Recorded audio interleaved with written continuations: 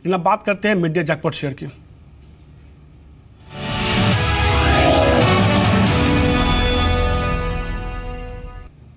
Mid day jackpot में आज के शेयर बताने से पहले बीते कुछ दिनों में कुछ स्टॉक्स बताए गए, एक बार उसका परफॉर्मेंस देख लिए। आज के ट्रेड में जैकॉर्प, हाईटेक गियर, वोल्टाम, नेल्को और फेडर मोबाइल जैसे स्टॉक्स बताए गए थे। इन तमाम स्टॉक्स में देखिए गिरते हुए बाजार में भी एक अच्छी मजबूती देखने को मिले और जिस स्तर पर बताया गया था कमोबेश अधिकांश स्टॉक जैसे जैकॉर्प आपको 75 के आसपास बताया गया था, 79 के आसपास ट्रेड करा। हाईटेक गियर 300 के आसपास बताया गया था, 320 के आसपास ट्रेड करा। ये तमाम, नेल्को फ्राइडे को बताया गया था, वहाँ से एक अच्छे प्राइस के साथ ट्रेड करा। तो ये तमाम शेयर जो है एक अच्छा परफॉर्म कर रहे हैं। लेकिन आज के लिए जो मिड डे जैकपॉट शेयर होगा एक छोटी कंपनी होगी और केवल बीएससी में लिस्टेड, इसका ध्यान रखिए। कल्पना इंडस्ट्रीज होगा जिसको बतौर मिड डे जैकपॉट चुना गया है। देखिए इस शेयर को चुनने की कुछ खास वजह हैं। ये कंपनी जो है प्लास्टिक कारोबार में शामिल है, कंपनी की जो कारोबार है उसकी मैं बात कर रहा हूँ। लेकिन कंपनी के नतीजे देखिए, Q1 में कंपनी का मुनाफा जो करीब 33% बढ़ा है और ये 12 करोड़ के आसपास हो गया। लेकिन ऑपरेटिंग फ्रंट में कंपनी का मुनाफे में करीब देखिए 50% तक का इजाफा देखने को मिला है।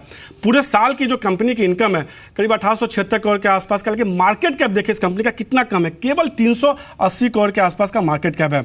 अब इस कंपनी के इस तिमाही के जो नतीजा उसमें एक इंटरेस्टिंग फिगर आया है।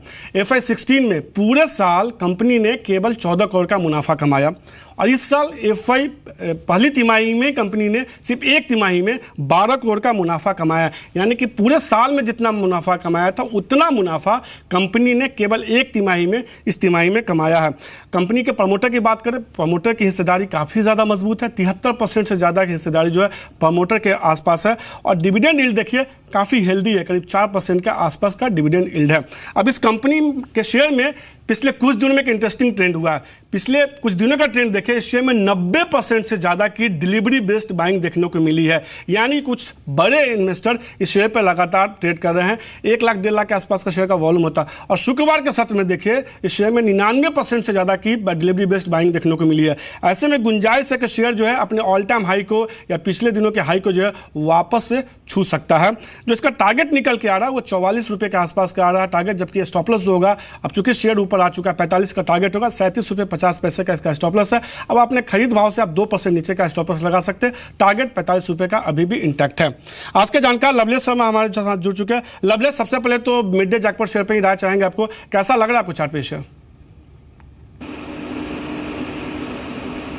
जी बिल्कुल मेरे ख्याल से अगर आप पर्टिकुलरली चार्ट देखें स्टॉक का 2000 से जो एक इसमें डाउनफॉल आया था from around same level, it has been for there, मतलब एक 10 साल तक के इसमें डाउनफॉल रहा है। स्टॉक कंसोलिडेट हुआ है, 5 से 10 लेवल्स पे बॉटम आउट हुआ है। बट जो रीसेंट रैली आई है दैट इज़ एविडेंट कि एक टर्न अराउंड आया है इस पर्टिकुलर स्टॉक में, इस पर्टिकुलर कंपनी में। एंड मेरे ख्याल से अभी करंट लेवल से इसमें जो हमको एक पर्टिकुलरली 2-3 साल में जो तेज़ी देखने को मिली है मेरे ख्याल से कंटिन्यू रहेगी। एक बार 42-43 के ऊपर ये क्लोज हो जाता है तो आपका लक्ष्य 44 है मेरे ख्याल से। अगर मैं इसमें गान थ्योरी के हिसाब से जाऊँ तो मेरे ख्याल से 7 का एक 49 इसमें नेक्स्ट लेवल निकल कर आ रहा है। ऑन द डाउन साइड एक करेक्शन आ सकता है, माइट भी 37-38, बट अगर क्लोजिंग बेसिस पे 36 का स्टॉप लॉस लगाकर आप लॉन्ग करना चाहें तो ये मिड टर्म के लिए एक अच्छी पिक हो सकती है। तो कहने का लवलेश को भी लगता है इस शेयर में तेजी देखने को मिल सकता है, उनको 49-50 तक का लेवल मान के चले कि वहाँ तेजी देखने को मिल सकती है। लेकिन लवलेश आज देखिए खासतौर पर कुछ एक स्टॉक्स कंस्ट्रक्शन इंफ्रा शेयर में देखिए एक अच्छी मजबूती देखने को मिली। यूनिटी इंफ्रा जैसे स्टॉक्स में 20% का सर्किट है, जय कुमार इंफ्रा, एरासिस इंफ्रा, प्रतिभा इंडस्ट्रीज, पटेल इंजीनियरिंग जैसे स्टॉक्स में तेजी है। तमाम इंफ्रा और कंस्ट्रक्शन से जो तेजी आई है, क्या कोई शेयर आपके रडार पे होगा जिसमें लगता है कि हाँ खरीदारी करनी चाहिए, मुनाफा देखने को मिल सकता है? जी बिल्कुल, जो भी आपने पर्टिकुलर कंपनीज़ के नाम लिए रडार पर हैं, बट अगर कोई एक पर्टिकुलर स्टॉक की बात करूँ जो काफ़ी फेवरेबल है चार्ट्स पे, जिसमें हमने गोल्डन क्रॉसओवर देखा है 20 days, 50 days and 100 days moving average का। मेरे ख्याल से ARSS इंफ्रा है, एक स्टॉक में 111-110 ऑड लेवल तक की एक रैली आई थी। उसके बाद जो करेक्शन है मेरे ख्याल से ये ड्यू था, इवन से एक 30 से 40% का करेक्शन है वो हो चुका है। स्टॉक अब काफ़ी अट्रैक्टिव है, अपने 20 डेज मूविंग एवरेज के पास मिल रहा है। मेरे ख्याल से अगर यहाँ कोई लॉन्ग कॉल लेना चाहे तो मैं बिल्कुल उसको सलाह दूंगा, बाय इसकी स्ट्रैटेजी लगे। वापस से स्टॉक ये second leg of bullish rally है तो मेरे ख्याल से 3 डिजिट्स अबव 100 एक बार जा सकता है आने वाले 1 से 2 महीने में। नीचे में रिस्क रिवॉर्ड काफ़ी फेवरेबल है, 77-75 पे स्टॉक बॉटम आउट हो चुका है नियर टर्म में। ARSS इंफ्रा में मेरी बाय की सलाह रहेगी। अभी भी शेयर जो दिन के ऊपरी स्तर के आसपास ही कारोबार कर रहा है। लेकिन आज देखिए रियल्टी स्टॉक्स में खरीदारी देखने को मिल रही है। ओवरऑल रियल्टी के नतीजे बेहतर हैं। पूरी रियल्टी पैक की तेजी को इसने ही लीड किया है। इसके अलावा सनटेक रियल्टी, डीबी रियल्टी, पूर्वांका जैसे स्टॉक्स हैं जहां एक अच्छी खरीदारी देखने को मिले। रियल्टी शेयर में कोई ऐसा शेयर होगा जिसमें लगता है आपको कि ट्रेडिंग बेट दिखता है आपको?